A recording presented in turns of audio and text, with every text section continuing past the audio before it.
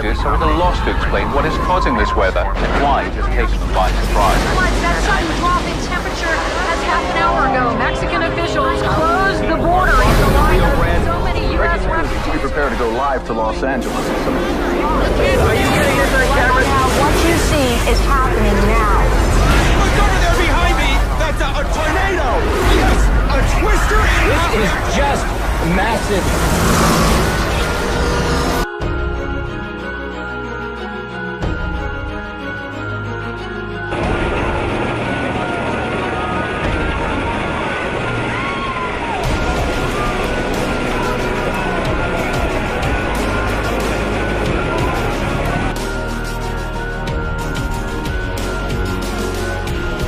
Large numbers of large and creepy-looking slugs are showing up on Bay Area beaches.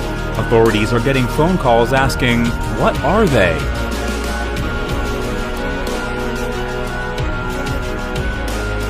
Officials detected an increase of shallow quakes in late April.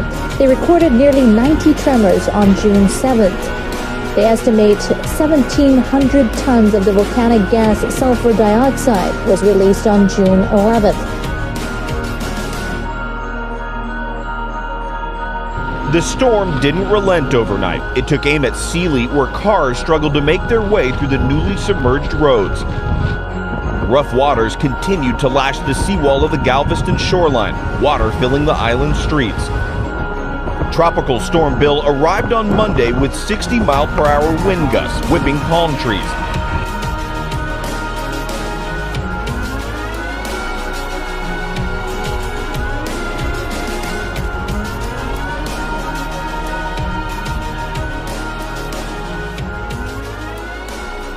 From San Diego to San Francisco, creatures from the sea are swarming ashore, prompted by warmer-than-usual Pacific waters. Large numbers of large and creepy-looking slugs are showing up on Bay Area beaches. Authorities are getting phone calls asking, what are they? They're called sea hares, but the purple blobs look nothing like hares, trust us. Some alarmed beachgoers even think they are discarded human organs. They're really harmless plant eaters.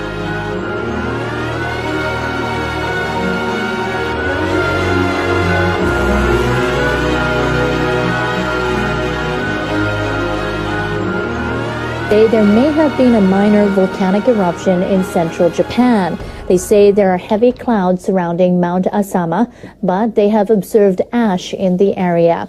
The agency officials have found a small amount of ash 4 kilometers north of the mountain. The more than 2,500-meter-high volcano straddles Nagano and Gunma prefectures. Officials detected an increase of shallow quakes in late April. They recorded nearly 90 tremors on June 7th. They estimate 1,700 tons of the volcanic gas sulfur dioxide was released on June 11th. That's around 20 times more compared to surveys in May. The agency raised its alert level to 2 on a scale of 5 last week. Mount Asama last erupted in May 2009.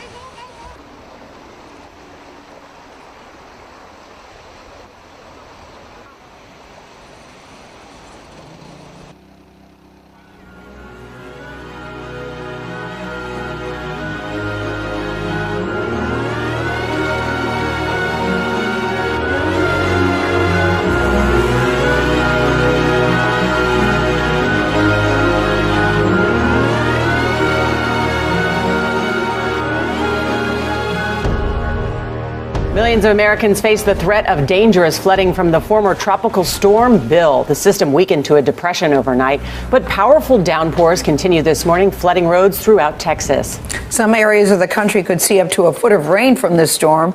This morning, flash flood watches stretch from Texas to Illinois as Bill heads north. Omar Villafranca is in Sealy, Texas. Omar, good morning. Good morning. The storm made its way here last night into Sealy. It's about 80 miles inland, and the rain has slowed down, but there are still plenty of submerged streets. In fact, the dangerous water prompted multiple rescues overnight. The storm didn't relent overnight. It took aim at Sealy, where cars struggled to make their way through the newly submerged roads. Rough waters continued to lash the seawall of the Galveston shoreline, water filling the island's streets. Tropical Storm Bill arrived on Monday with 60-mile-per-hour wind gusts, whipping palm trees. Headlights poked through the nearly blinding rain. Living in Galveston the past 3 years, haven't seen anything like this. The swell shattered a pier in Port Alto where rushing floodwaters swept through the beachside community. The shores of the Lone Star State were hit hard, leaving behind debris-lined roads and soaked neighborhoods.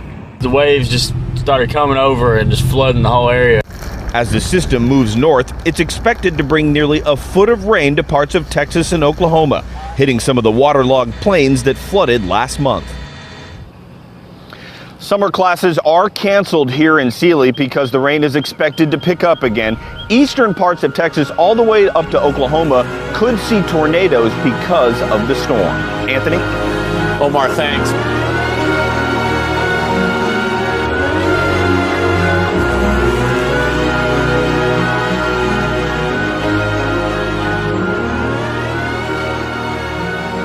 It's called Laudato Si, or Praised Be, on the care of our common home. Pope Francis's encyclical on the moral aspects of climate change and protecting the environment. Church leaders say that this is the first time the release of a papal encyclical has been so anticipated. A Brazilian climate change group even created an epic theatrical trailer for the Pope's words. If we destroy creation, creation will destroy us. Time to take out the trash. Upon us fighting for God's creation. But what exactly is an encyclical? It's the most authoritative teaching document a pope can issue and signifies a high priority issue for the pope. It's usually written for Catholic clergy and lay people, although Pope Francis has said that his encyclical is addressed to everyone, religious or not. Encyclicals aren't infallible, but they're not just the Pope's opinion either. Ma oggi siamo chiamati a ricordare tutti. And Catholics are called to take them seriously. Pope Francis is not the first pope to express concern about the environment. Pope Paul VI, back in 1971, talked about the exploitation and degradation of nature by man. John Paul II and Pope Benedict have also added their voices to the topic. But Francis is the first pope ever to dedicate an entire encyclical to ecological concerns. I don't get economic policy from my bishops or my cardinals or from my pope. A move which has worried conservatives who fear it will be seen as an endorsement of a liberal agenda on climate change and population control, and be bad news for big business and oil. As the first pope from the developing world, Pope Francis's emphasis is on the connection between the destruction of the Earth's resources and its impact on the poor. The timing of the document's release is also significant, coming the same year as the United Nations Climate Change Conference in Paris this December. With the Pope's popularity, this encyclical will be a milestone that places the Roman Catholic Church at the forefront of one of the major scientific and moral issues of our times. Delia Gallagher, CNN, Rome.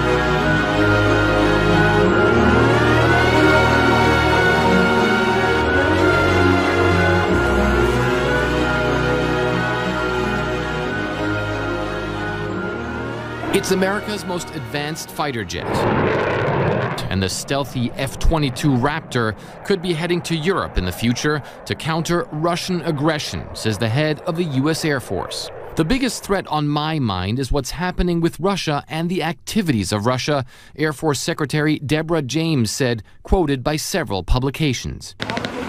As tensions between Russia and the West mount, NATO is changing its posture, showing off its capabilities in maneuvers like this recent amphibious assault exercise in Sweden involving American forces. And the U.S. is also planning to station weapons, including tanks and fighting vehicles, in Eastern European NATO member countries for the first time since the end of the Cold War. All this as Russia announced it will increase its nuclear arsenal by 40 additional missiles. This is something which we are addressing, and it's also one of the reasons why we now are increasing the readiness and the preparedness of our forces. Some members, especially Eastern European nations close to Russia's borders, have increased their military spending. But not everyone is equally pitching in, with many Western European NATO members still not meeting requirements to spend at least 2% of their GDP on defense. There isn't a common perception of what the threat is. For the East Europeans, the threat is existential. It is immediate, it's on their borders. For the West Europeans, the threat is still one that is more or less theoretical. Russian President Vladimir Putin has warned the West not to build up military capabilities close to its borders. If someone threatens our territories, we will have to aim our armed forces and modern attack capabilities at those who threaten us, he said. What else can we do? Russia does not currently have a weapon as advanced as the F-22. The jets could play a major role if deployed, as NATO seeks to ramp up its deterrent capabilities on its eastern borders. Fred Pleitgen, CNN, London.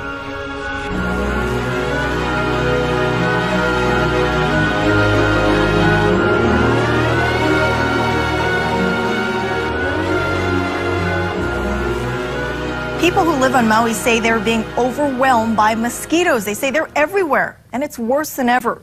Bridget Namata is digging deeper to find out what's behind the spike and if the mosquitoes are dangerous to your health. Bridget. I'm told the mosquitoes on Maui are attacking aggressively, Marissa, especially at night. And health officials tell me the mosquitoes found on Maui are known to carry a disease. Maui residents we spoke with are fed up. Yeah, lately get loaded mosquitoes our place. Especially all over you get them.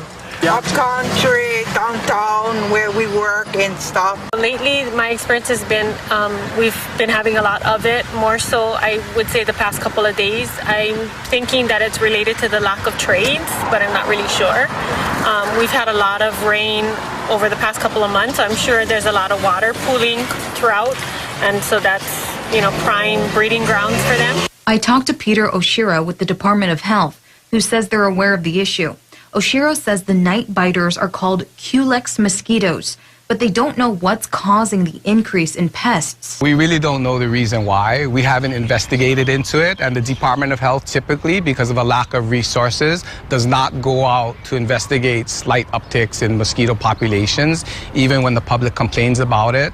Culex mosquitoes can carry the West Nile virus, but Oshiro says residents should not be alarmed. Our message to the public that this is not a public health concern. Mosquito populations throughout the state will go up and down in very localized area, depending on the environmental conditions. The Department of Health suggested residents do the following to keep mosquitoes away: drain open containers, hose down plants that collect water, and get rid of standing water around the house. We stopped by Marmac Ace Hardware store, who told us they ordered extra supplies to combat mosquitoes. I just think it's going to get worse as the weeks go on. Right now, I think it's just the beginning of the problem that we have. I had people coming in from Costco right down the road over here saying that you just walk out of Costco and there's mosquitoes all over the place. But the state assures residents not to worry. At the most, it's going to be a nuisance to people. Culex mosquitoes prefer biting at dawn or after dusk. Its bite is itchy and can be painful, and it lives from 10 to 14 days. Bridget Namata, KHON2 News.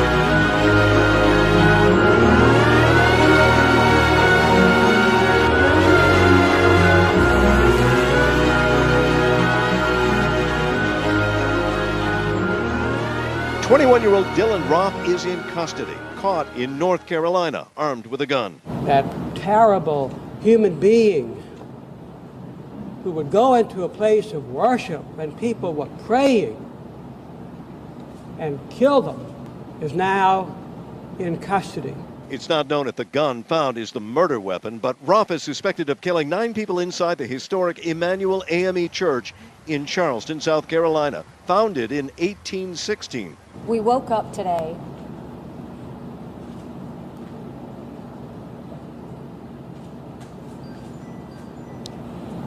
and the heart and soul of South Carolina was broken. Just after 8 p.m. Wednesday night, Roth entered the church. He was invited to join a Bible study group. He sat next to my cousin, Reverend Clemente Pinckney, throughout the entire Bible study. At the conclusion of the Bible study, from what I understand, they just start hearing loud noises just ringing out. Witnesses told police that around 9 p.m., Roth stood up and said that he was there to shoot black people. He allegedly then took out his handgun and opened fire, killing 9. You please send out an EMS command page advising of an active shooter, multiple people down. First responders rushed to the scene. Several victims regarding that active shooter. Give me at least 4 medic units plus 2 supervisors on that call, please. 3 people survived the shooting. The local NAACP president was told by a family member that one survivor received a chilling message from the shooter who told her, quote, "I'm not going to kill you. I'm going to spare you so you can tell them what happened." Tonight, authorities are looking into Roth's background and if he had help in orchestrating what is being investigated as a hate crime. We'll do search warrants, we'll do interviews, we'll go back and try to put together why this might have happened. Tonight, vigils are being held around the country as families in South Carolina grieve.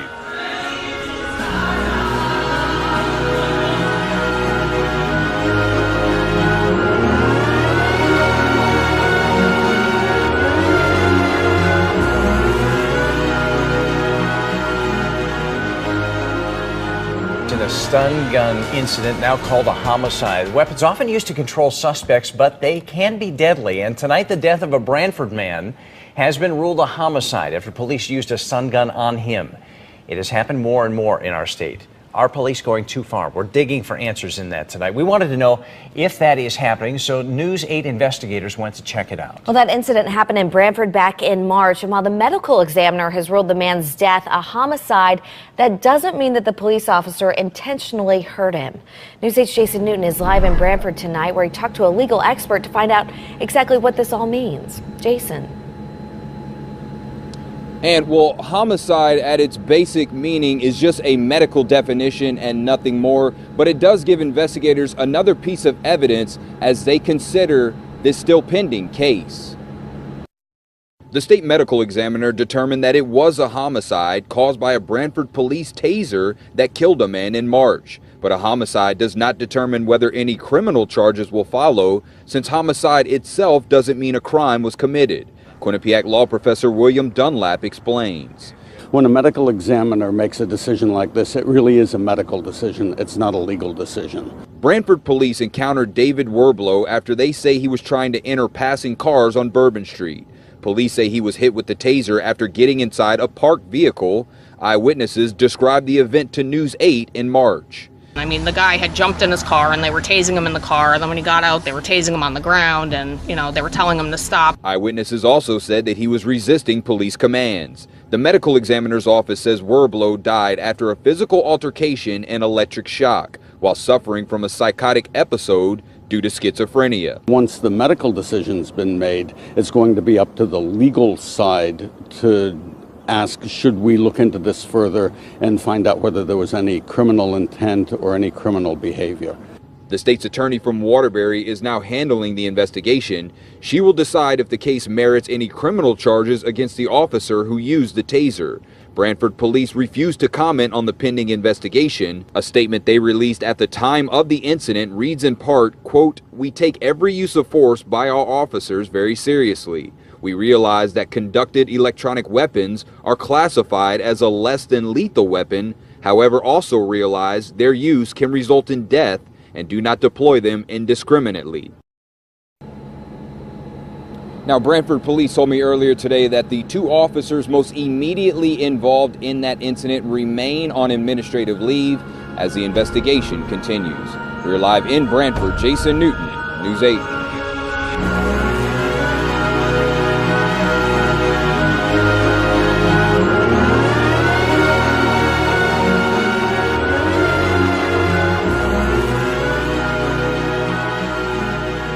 Well, the overnight torrential rain has made the city waterlogged. As you can tell from the street behind me, it has almost become a river and make it very difficult for vehicles to pass, which they will create huge water splash everywhere and make it even difficult for residents to pass the street. To give you an example, you can see that the water has reached my leg with a height of almost 15 to 20 centimeters. And how heavy was the rain yesterday, as the rain has stopped now? And according to local official figures, that from Tuesday evening to Wednesday morning, the total rainfall has surpassed the total amount of rainfall of the entire raining season. And usually the raining season in Shanghai will last for around 20 days. And it's also a very difficult day for local residents, for all the commuters. And the local authority, they say that the emergency calls have reached 172% on Wednesday morning. And for 2 local airports, the capacity of those 2 airports, one in Hongqiao and one in Pudong, their capacity has cut by nearly 70%. Well, the orange rainstorm alert has been degraded to yellow alert, and more than 300 pumping stations in the city has been working around the clock to ease the situation before traffic peak.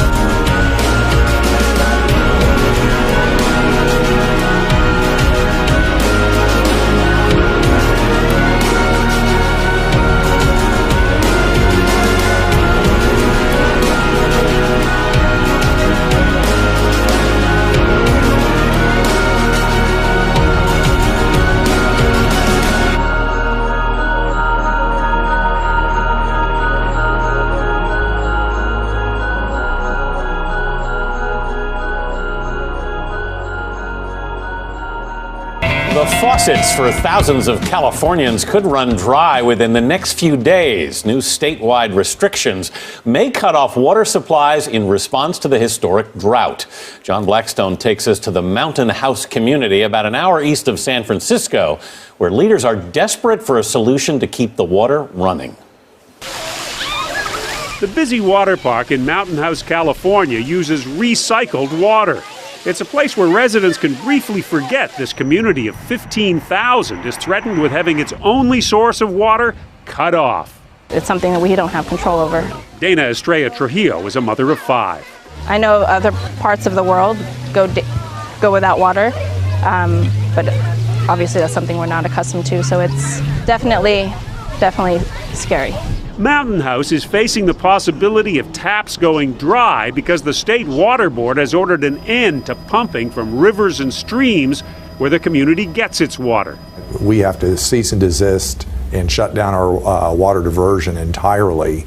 No exceptions. Ed Pattison, general manager of Mountain House, has spent the week searching for a way to keep the taps running. So we're out on the open market looking for water to provide an alternative water supply to get us through the remainder of the year. You're looking for extra water in California right now. There isn't any extra water in California. Well, we're in a 4th year of a drought, and there's a lot of people out there looking for water. Mountain House is a planned community that grew quickly more than a decade ago across what had been farmers' fields. The new town inherited century-old water rights that went along with the land. Those old water rights were thought to be sacred, But California's historic drought is changing the rules. At the water park, resident Sally Beyer says those who live in Mountain House have been careful to conserve. We all have low-flow toilets. It is a new community, so it's been designed to use less water. But conservation only goes so far. What you got to do is pray for rain. Pray for rain. Yes. Ed Pattison is confident he'll find water before the taps go dry. But he, too, is praying for rain. If we don't get it, the reality is next year, I think I've heard the state will be going off the cliff. For CBS This Morning, John Blackstone, Mountain House, California. My goodness, it gets more and more severe. Yeah, when you see that dry, crackly ground, it makes you go, whoa. Yeah, and you can't make it rain. Yeah. Well, I'm going to pray for rain, too, for them. I want them to have rain there.